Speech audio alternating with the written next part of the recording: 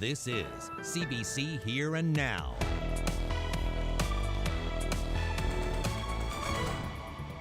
Tonight, acquitted of arson because the Crown couldn't prove who actually owned the house before it went up in flames. The judge throws out the case against a man police believed started this fire more than 3 years ago. Someone needs to tell us who offered her the job. She just never showed up at the room's doorstep one day and said, I'm here to work. Opposition parties want more than an apology as the House debates how Christopher Mitchellmore will be punished. It's all over the hiring of a former Liberal staffer for a top job at the Rooms. Good evening and welcome to Here and Now. I'm Anthony Germain. A bombshell this morning at an arson trial at Supreme Court in St. John's. A whodunit turned into a who cares as David Badrudin was acquitted of burning down the historic Waterford Manor. As Ryan Cook reports, it didn't matter whether he did it or not, he's a free man. Did David Badrudin burn down the Waterford Manor? It seems now we'll never know for sure. Because of what can best be described as a glaring oversight by the police and Crown prosecutors, he was acquitted this morning. Prosecutor Chris McCarthy only said, "It is what it is," as he left the courtroom. The 115-year-old Waterford Manor was rocked by explosions and fire on July 7, 2016. There were gas cans placed strategically throughout the house. The RNC had no physical evidence to prove it was David Badrudin, but they charged him about a year after the fire.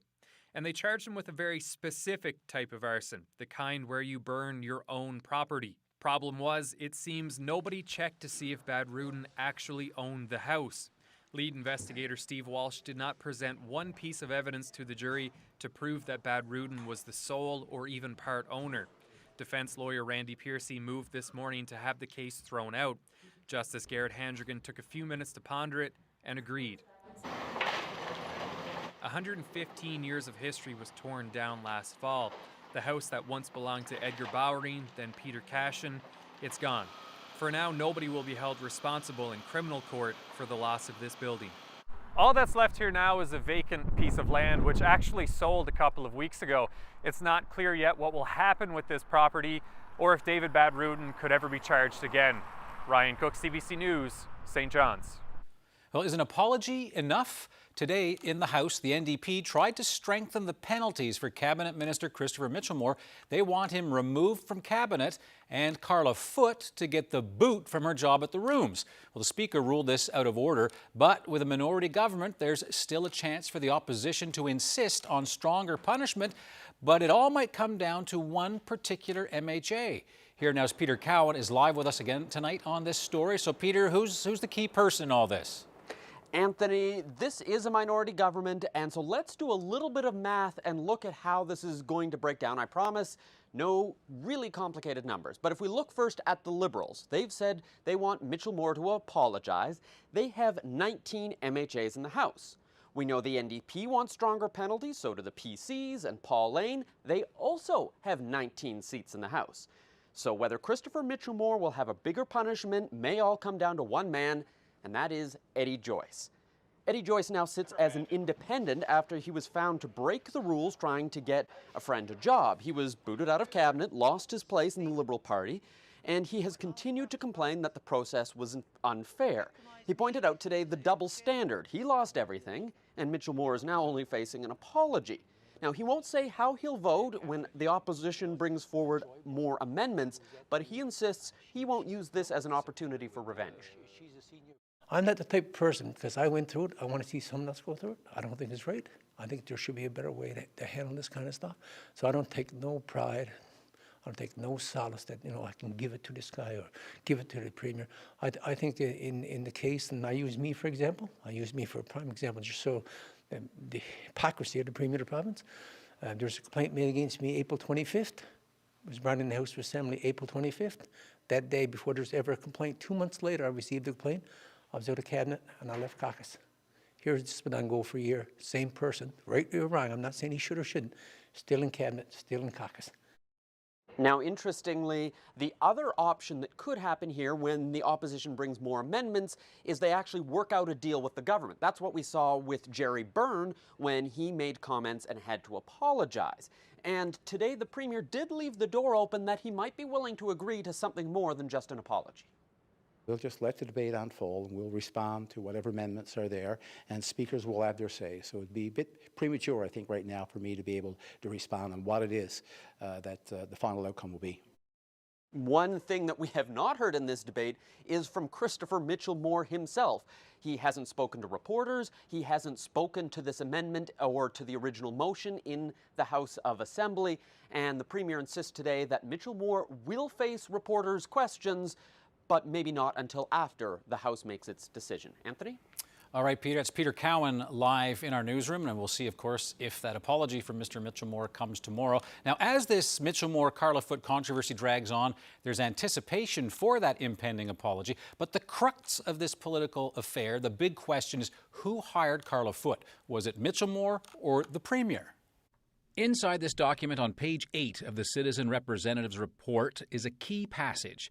In September of last year, the report says the former CEO of the rooms received a phone call, and the report says after that call, they were advised that the minister and the deputy minister had said that the Premier had offered Carla Foote the position of executive director of marketing at the rooms. The Premier says no, he had nothing to do with it, that this was an interpretation the board took of the phone call. So, the report says Brinton said Ball offered the job to Foote. The Premier says he didn't. You said yesterday you were disappointed in our coverage. I went back and reread the report. On page 8 of the Citizen Representative Report, there's a contradiction between you and Dean Brinton. Mr. Brinton in the report says you offered the job to Carla Foote. You yesterday said, no, you didn't. Like, how do we know who to believe here? Well, I will guarantee I did not direct Minister Mitchell-Moore to our... Not direct. Did you offer her the job? No. There's a difference between directing. Listen, Carla Foote, I can't even remember the last time I spoke to Carla Foote. So that was not my decision. I wasn't offering the job, directing the job. This is not the way. I've never spoken to, I don't know when the last time I spoke to Dean Brinton, as an example. I haven't met with the board, I haven't spoken to the board. No, he didn't say that you meddled and told him to hire her. He said that you had offered her the job. And you're saying you didn't, so those are two assertions which cannot both be true at the same time. I think when you look at it there in terms of the findings and what the commissioner, what his review says, there's never in his review there, when you look at the commissioner that said that I would have offered a job or directed the job. My commitment right now is to actually make sure that we put in place a better process. We're concurring with the findings of this report. We've said that. I've said that many times, that right now, there could have been a better job done, and we're concurring with the report. We just want to make sure that we put in place a better mechanism of how we move people around government to make sure that they're better employees and they're better informed of the things that happen in multiple departments. But Premier, you don't see how you can't concede this looks like cronyism? It's not about HR. Absolutely, I understand that. And as I said yesterday, if Miss Foote wasn't someone that I knew, or Miss Foote wasn't, the daughter of Judy Foote, I think we'd be having a different discussion today. No one's talking about the other decisions that we made. Nobody's talking about the 600 people that we've appointed through the Independent Appointments Commission, people that would never thought they could ever sit on a board or an agency or commission within this province. So, no matter what side you come down on in this story, one thing is for sure, the image of politicians in the province is taking a big hit. And during the debate today, one MHA made some very pointed and passionate comments about that. I find it difficult to actually sit through a lot of these proceedings where people, actually good people, rise and defend bad behavior. People that I actually respect across the House. And unfortunately, it's not the first time that I witnessed that. And I find that very disheartening, and which gets back to frustration, anger, and actually shame.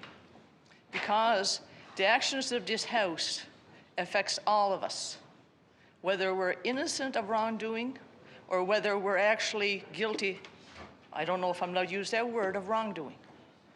Because eventually the public tires us with the same brush.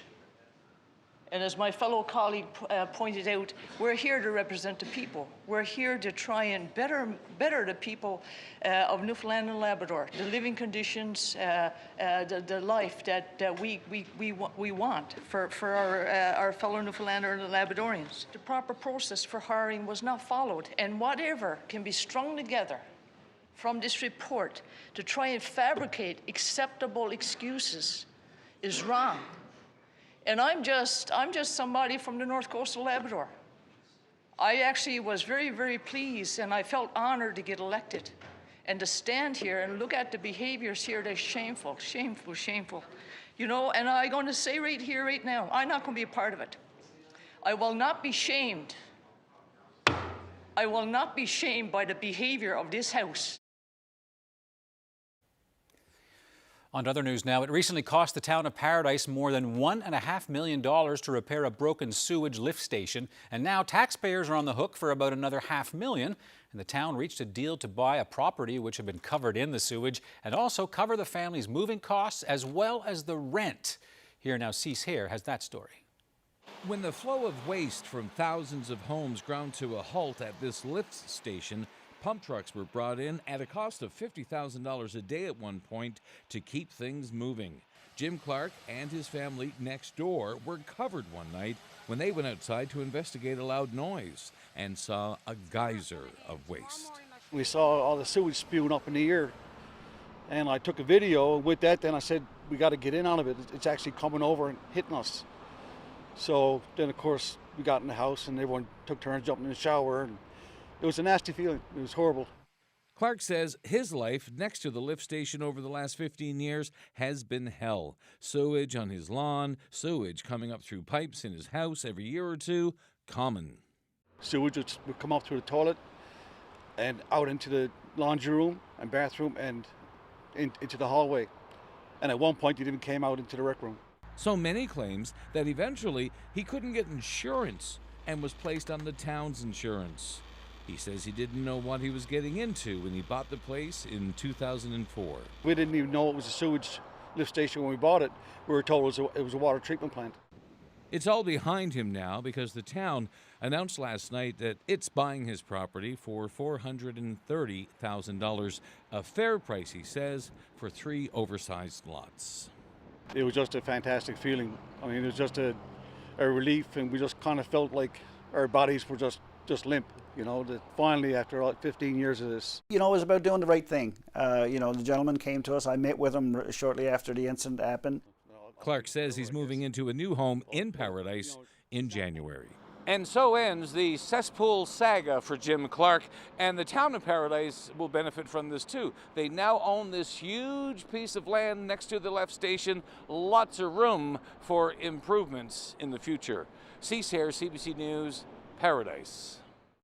1 year ago today, the province announced it would hold an inquiry into search and rescue services in this province, but a date still hasn't been set yet. It's an inquiry that Burton Winters' family has been calling for a very long time. Winters died back in 2012 after his snowmobile became stuck on the ice outside of Makovic.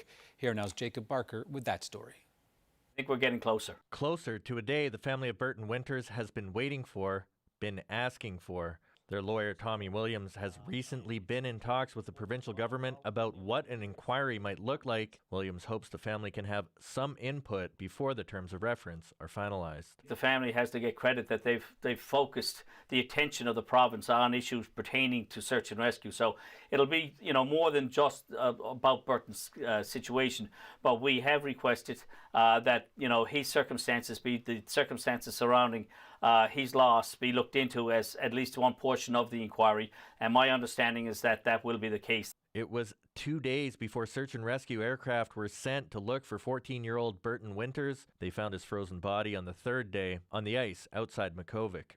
Now, nearly 8 years later, the family is still looking for answers. They hope an inquiry can pinpoint what went wrong, so something similar doesn't happen again. Burton will never be lost from their minds and you know, from their hearts. So every time this issue comes up, it's difficult for them. I think they'd like to, you know, get on with it and get this part behind them and hopefully see improvement in the systems. Williams does not want to get ahead of the evidence that may come out at the inquiry, but he says there will be important lessons learned.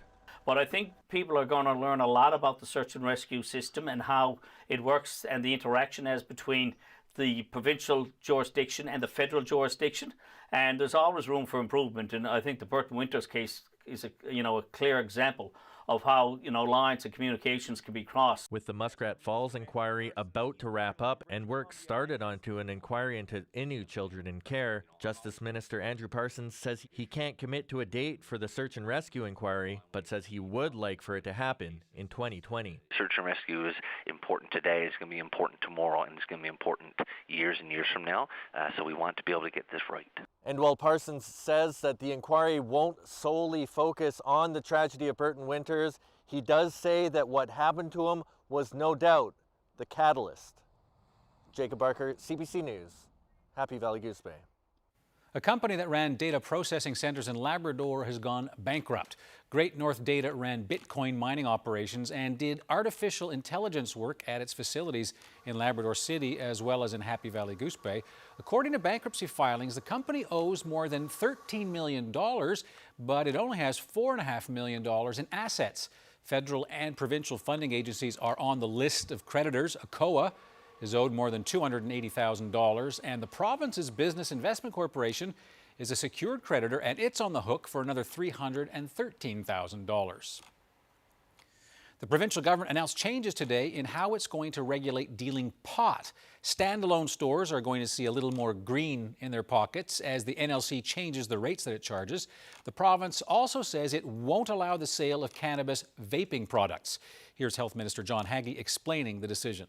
There are suggestions that there have been significant lung illnesses in young people in Canada that don't quite fit the criteria. It's very difficult to pin it down. Anecdotally, talking to respirologists and physicians who deal with youth, they are concerned that they may be seeing the beginning of a trend. So those are other areas. But our main easy first step was simply not to open the door for cannabis vaping until we can get some more clarity, until the evidence comes out one way or another. Now, the good news for independent retailers is that the NLC will be charging them less. Here's how the new commission structure breaks down. 12% commission on the first $1 million of sales per calendar year, 10% commission on sales between $1 million and $1.5 million per calendar year, and 8% on all sales above that $1.5 million. Licensed cannabis retailers can also start selling products online. Front investment for Tier 1 standalone cannabis stores was significantly higher because they needed additional storage, they needed additional security, they needed additional staff, and the only product they really rely on is either cannabis or cannabis-related products. So we'd agreed at the outset of this that we'd continuously monitor, and we understand that these particular stores, because of the increased investment, were at risk. Now, the NLC also announced 7 new marijuana suppliers, all of them based in Canada.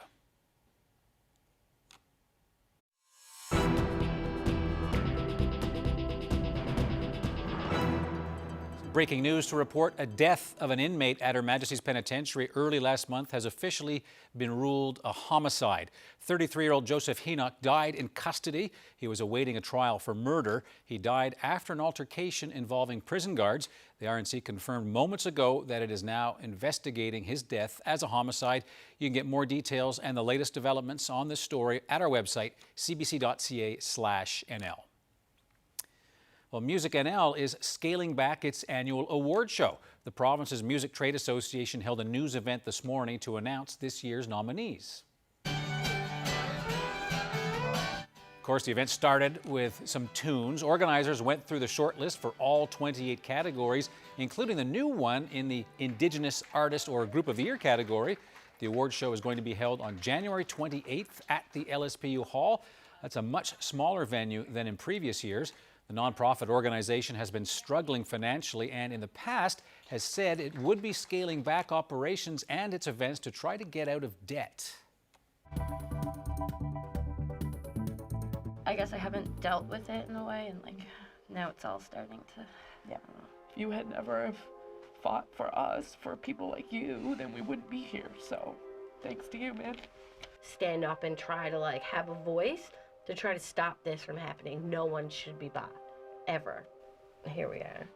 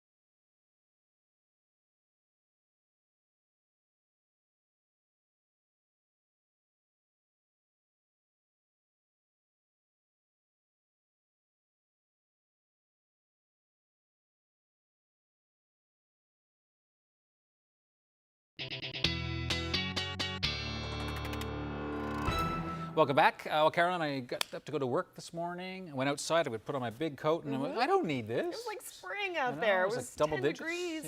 Yeah. 10 degrees. A little bit wet, but it was okay. Yeah, it really bumped up overnight. And we have another fairly mild day coming tomorrow. Again, not quite 10 degrees, but pretty close. Breezy too? Breezy and rainy. All right. Yeah.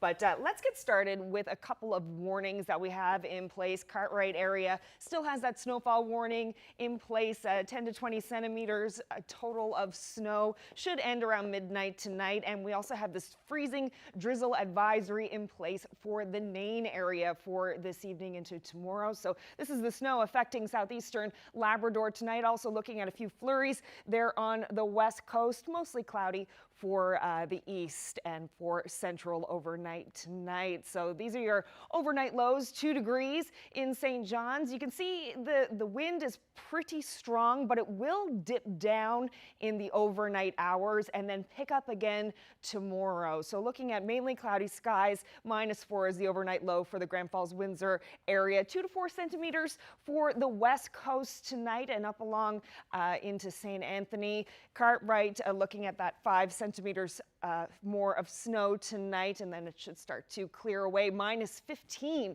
as the overnight low in Labrador City. So this is the situation tomorrow. We have lots of rain coming for the east and some flurries for the west and for central. You can see around 9 o'clock, it's going to be pretty rainy in the St. John's area and on the Burin Peninsula. That rain is going to come down pretty quickly and pretty hard. And we have some flurries and snowfall for central and that messy mix once again of the snow and the showers in that pink line moving up there.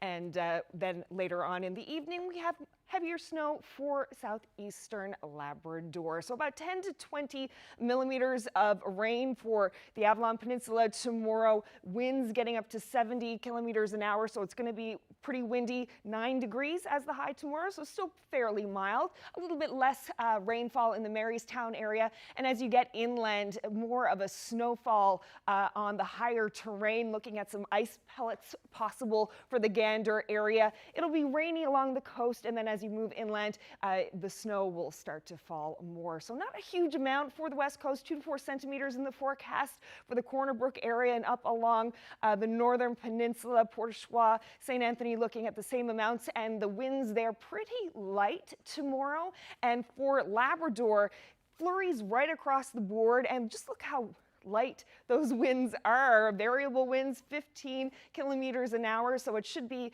light flurries and light winds for pretty much all of Labrador tomorrow.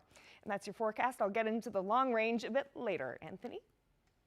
Well, thanks, Carolyn. As we've told you all week, the Men's Canada Para Hockey team is in paradise with local star Liam Hickey, and tonight they are playing the arch rivals, yes, the Americans. It's part of the Para Hockey Cup. Here now is Jeremy Eaton, as you see there. He's at the rink, and just as I introduce him, the music gets louder. So Jeremy, you're working your magic. When does the puck drop? Okay, so the puck's going to drop at approximately, I've been told, 8 minutes after 7 o'clock. So the players are soon going to come out and do a bit of a warm-up. But as you said, this is the Para Hockey Cup featuring teams from the Czech Republic, Russia, the United States of America, and Canada. And that means Hockey Canada has sent down some representatives to keep an eye on things. And one of them is Goops Woolridge. And Goops, that is your real name, correct? That is my real name, yes. So why was it important for you, Mr. Woolridge, to come down or bring this event down here to Paradise? Well, we like to bring our events across the country. Newfoundland is a valued partner of ours with Hockey Newfoundland and Labrador, and it's a terrific venue, and a venue this size is ideal for this event, and it's nice to be here with all the friendly people also. And what has the hockey been like here this week? I know you started over the weekend, but what's it been like all week here? Goops? It's been very good. We've got 4 pretty comparable teams, and it makes the event so much better when everything is close, and I'm sure it's going to be a positive for the whole economy in Newfoundland. So obviously Team Canada features local boy Liam Hickey. How big of a deal is it for Team Canada to be able to feature one of their stars not too far from his hometown? It's really big for the sport, and it's great for Liam. He's a terrific representative for Newfoundland. He's done a terrific job with our team, and probably one of the best players in the sport in the world. Just going to wait till that buzzer goes down. And the competition, for people who've never seen para-hockey, what's the competition like in this tournament if they wanted to stop by for the rest of the week? I'm sure if anybody comes, they'll be coming back again. I personally would much sooner watch para-hockey than regular hockey. There's no such thing as the players coasting in this. Everybody gives their all, both teams, and there's a lot of camaraderie between them, so it's a terrific event to watch. Now we're just about to wrap up, but really quickly, Goops, how big is this sport? Is this sport of para-hockey growing, and is there room for improvement? Yes, the sport is growing. We have a league now, I believe, in every province. We've just started female para, which is a big asset, and the sport will grow. Events like this is going to be a huge thing to get the name across the country for. So I've been fortunate to be at 4 of these, and this is comparable or better than any of them. So. Well, we appreciate your kind words and your time, Goops. I appreciate it. Thanks so much. So the players are getting ready to come out. The puck's going to drop at 8 minutes after 7, and it's going to be a great game down here. So reporting live from Paradise, I'm Jeremy Eaton for Here and Now.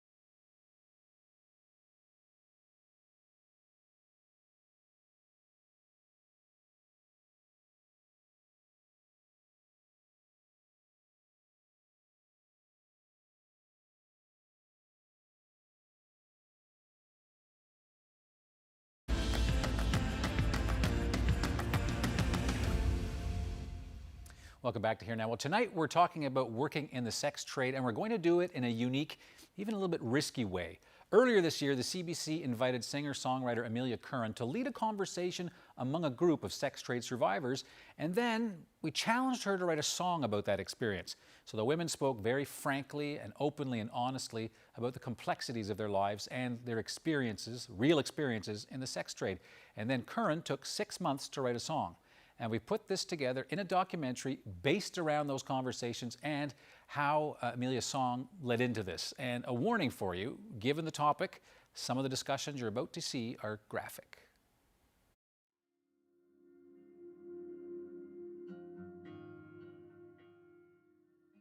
I'm Amelia Curran, and I'd like to tell you a story about a song.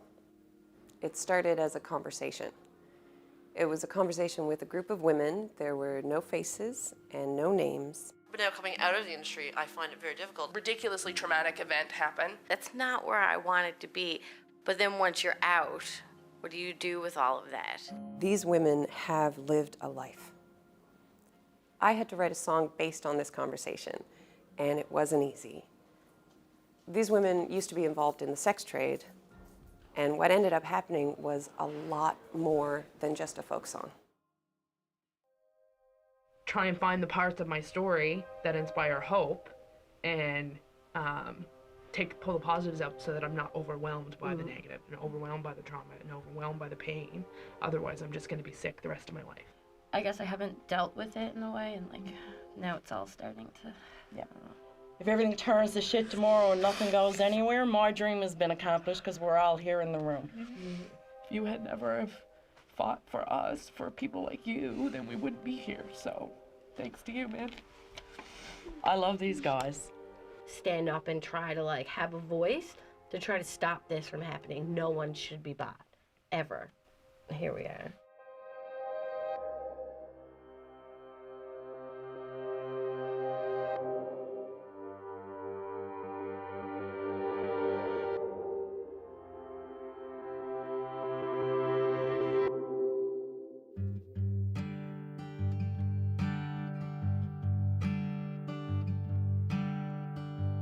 Couldn't lie to you.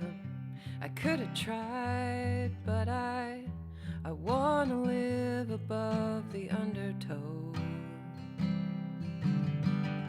I couldn't make sense of it, no explanation from it.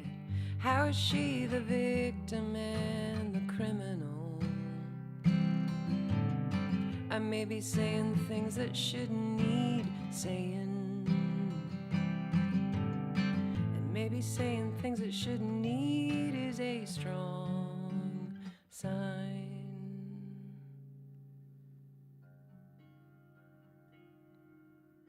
This song is not the end of the story. This song is not the beginning of the story. This song barely touches the surface. These survivors want to inspire change in their lives and how you are relating to them. Some people that they relate to on a regular basis can affect real change. And I'm talking about police officers. So what happens when we put these two groups of individuals in a room together?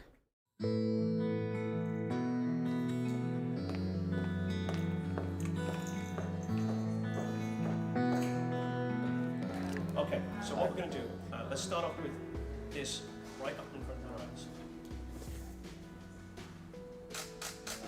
Okay, come with me. Yeah. If they looked at all the pictures, they'd see one thing in common, is that all the eyes are the same. Is that if you go like this, you can't tell who's a police officer and who's one of the women. You really can't tell. And that's the goal, is strip away the facade that you just have. There's a human sitting in front of you, and we are literally all the same.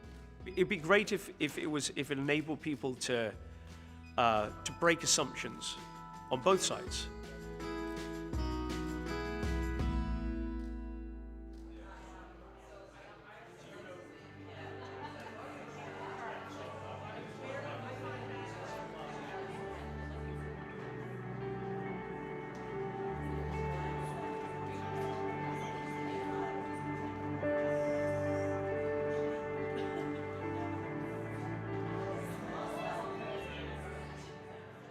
when I look at these pictures and I look at the work of the officers, and it just tells me how far we've come in so many ways. We have the people, we have the talent, the energy. We can really lead and show how it should be done.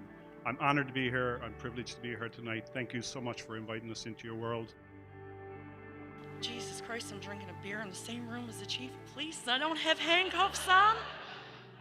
Right? Like, I remember the first time I met you in your office and you said, get in the car and we'll go to CBC, and I'm thinking when I'm in the car, I'm in with Chelsea, I'm like, Jesus Christ, I'm in the front of a cop car for one.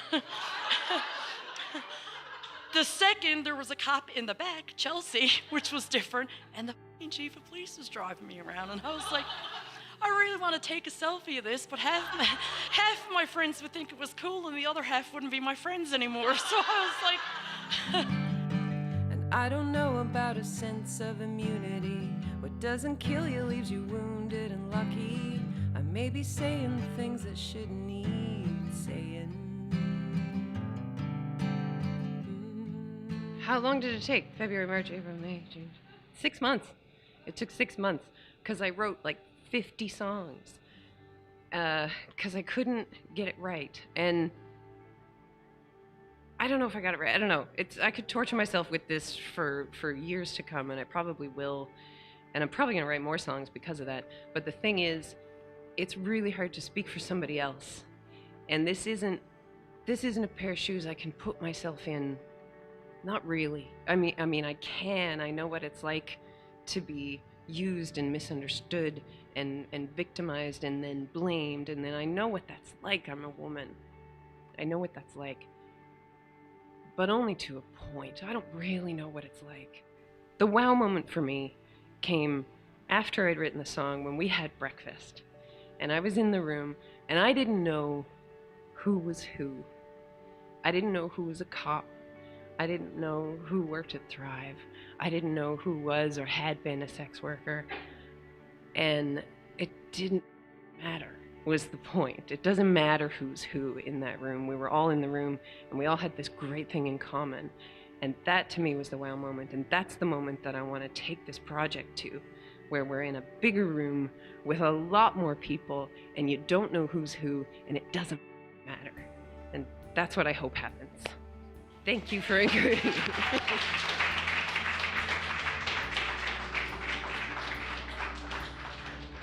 You know, Amelia, you just said you didn't know if you did it. You did it. You absolutely, for the first time in my life, I actually feel like somebody listened to what I said and gave me a voice. I think there's a line in that song, at least one line for each one of us, that we can completely connect with, and that's what our whole message is. And, you know, everybody here has nailed it. Like, this is why we're here. We're here because we don't want an us and them. We want to be a part of the conversation. When there's policymakers sitting at the table making decisions that are going to affect people, you need to have those people at the table having an opinion too, because it's us who matters, and it's, you got to come to us and see what we need. And that's exactly what this is going to foster. It's breaking down those barriers. A year ago, would I be standing, there's a few people in this room can truly attest to the fact that I would not be standing in this room.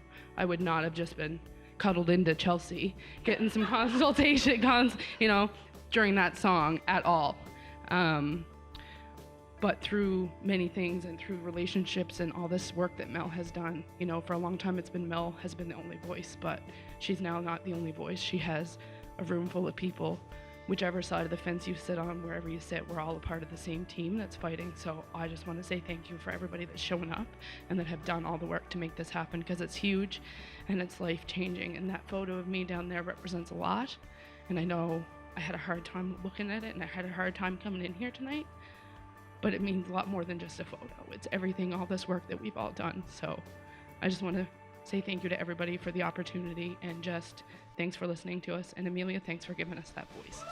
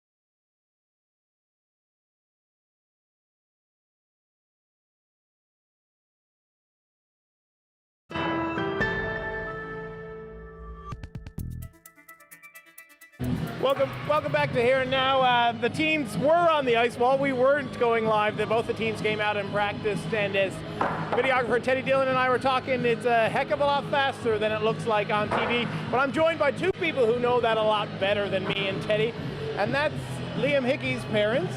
How you doing?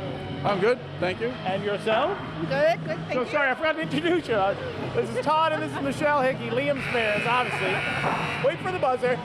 Todd, you're a hockey player, basketball player, and tonight you get to be a proud dad. What's this week been like for you, seeing your son compete against some of the best teams in the world? It's absolutely fantastic. I think the attendance this week at the event and the support that we felt from the community, which we've always kind of felt with Liam anyway, has just been phenomenal. You see the turnout in the stands here. We've got over 1,000 kids coming out to the noonday games. We're breaking attendance ticket revenue records from this tournament now as well this week. So all in all, just a huge success. We're ecstatic, really. So we're not too far away, about 21 minutes away from the dropping of the puck against the arch rivals Team USA. As Liam's mom, do you get nervous before he steps on the ice, or how are you feeling before the game starts? Yes, very nervous. He's had a couple of injuries over the years, and of course it's a rough sport, and I don't think people realize how rough it is. So yeah, he's had a couple of injuries, and I'm always very nervous when he's about to start a game. So you currently live in St. John's. How big of a deal is it for to see your son play the sport that he loves against the best in the world, not too far from where you live? What's that mean like for you? Oh my God, it's just amazing. And for we've traveled with him to the Paralympics, too now, and just for all the family and friends to be able to come out and see him play and see him in action is just phenomenal. And everyone is coming out. Place is blocked. It's great. And, obviously this is a big game against the Team USA. Do you have any predictions or any advice that you can give your son if you could be in the locker room right now? Yeah, it's going to be play it tight. You got to be careful with the Americans. You make any mistakes, they capitalize, as we've seen in the past events. But you can be sure it's going to be fast. It's going to be hard hitting. It's going to be pretty much what Canada-US hockey is meant to be. We only got a couple of seconds, but as a hockey player and somebody who helped bring this event here, I got to throw that in. How could you sell the sport for people to come out over the weekend for the semifinals and I guess the finals, the gold and bronze medal game? I think the word that I've heard this week, the most I've heard, is infectious. People know when they come out and see it, they see it live, they're thinking, geez, I didn't expect that. And I think everybody who comes out, if you're not here, you're missing something. So you need to get your tickets and get out there and support these guys, and they are our national teams. So get out and support those guys. Well, I appreciate both your times. Thanks for taking the time to join us, and we're going to let them go sit down and watch their son and the rest of Team Canada play. And for me and Teddy here in Paradise, that's good night for us.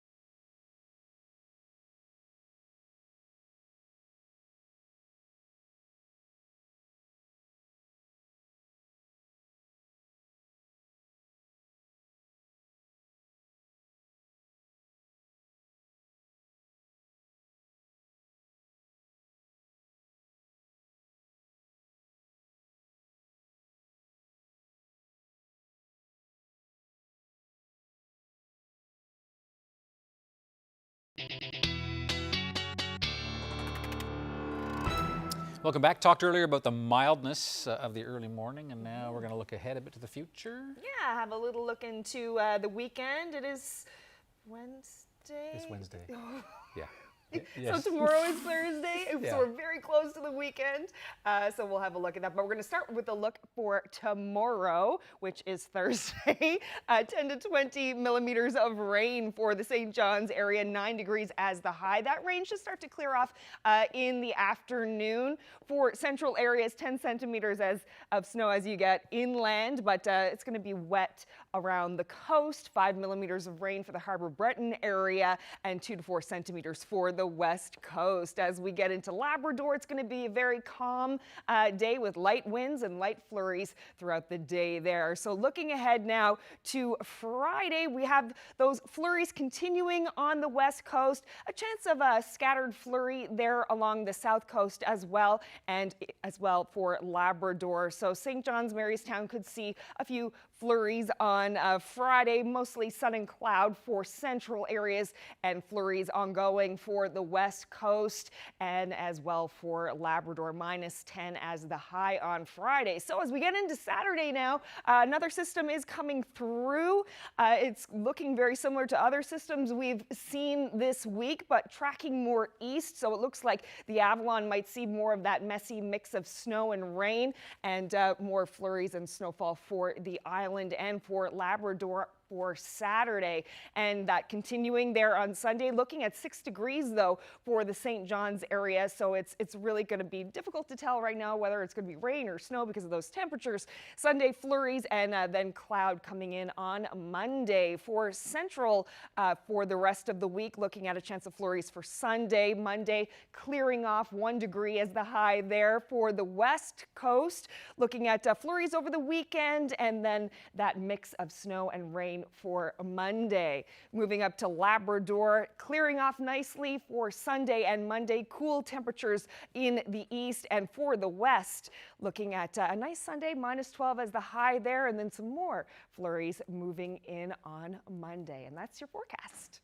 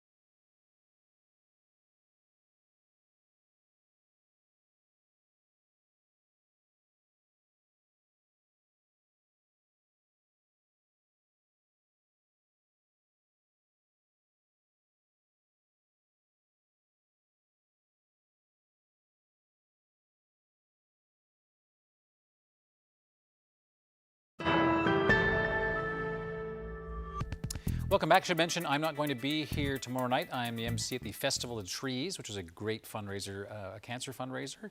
And you're going to be... I'll be where you are, and then Ashley's going to be back doing the weather tomorrow. A little switcheroo for Thursday. We're going to end here and now a bit differently. We want to go back to the story involving singer-songwriter Amelia Curran and the women who call themselves sex trade survivors. After their meetings and conversations, as you saw, Amelia wrote a song to honor them. Here is Amelia Curran with Shouldn't Need Sand. Thanks for watching.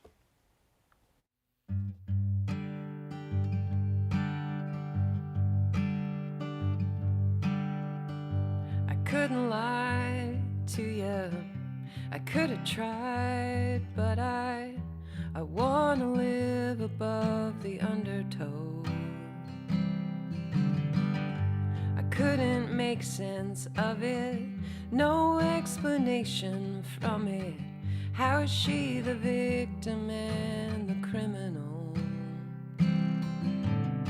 I may be saying things that shouldn't need saying, and maybe saying things that shouldn't need is a strong sign.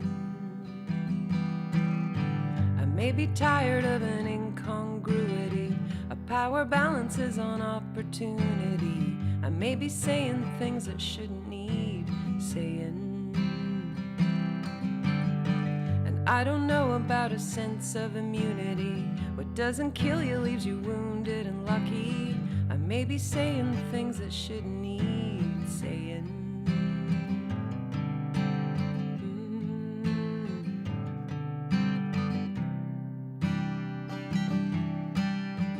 But I couldn't lie to you. I could have tried, but I could not find the silver on the line. A uniform that don't fit, an accusation that she asked for it, a secret game, a still life counterfeit. I may be saying things that shouldn't need saying, and maybe saying things that shouldn't need is a strong sign. I may be tired of an incongruity, a power balances on opportunity. I may be saying things that shouldn't need saying. And I don't know about a sense of immunity. What doesn't kill you leaves you wounded and lucky. I may be saying things that shouldn't need saying.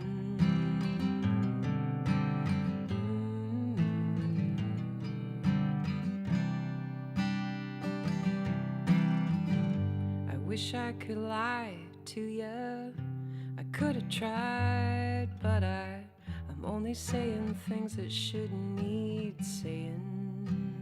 And maybe saying things that shouldn't need is a strong sign.